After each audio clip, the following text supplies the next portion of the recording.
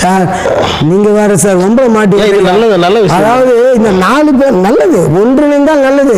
இந்த 4 பேரும் விரும்புறாங்க, 3 பேர் விரும்புறாங்க, ஒருத்தர் தான் விரும்பல.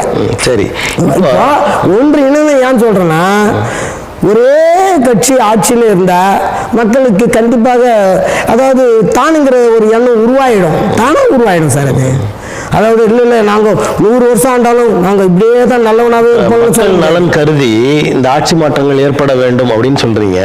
அந்த ஆட்சி மாற்றம் ஏற்படுவதற்கு தகுதியான கட்சி அண்ணா திராவிட முன்னேற்ற கழகம். நிச்சயமா அந்த கட்சி பிரிஞ்சிருக்கு. அதை ஒன்று சேர்க்கறதுக்கு உங்களை சமாதான தூதுவரா செயல்பட சொன்னா செயல்படுவீங்களா?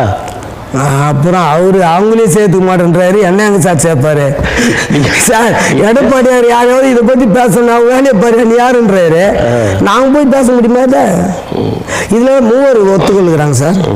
காரணம் என்னன்னா 3 கிட்ட அதிமுக இல்லை.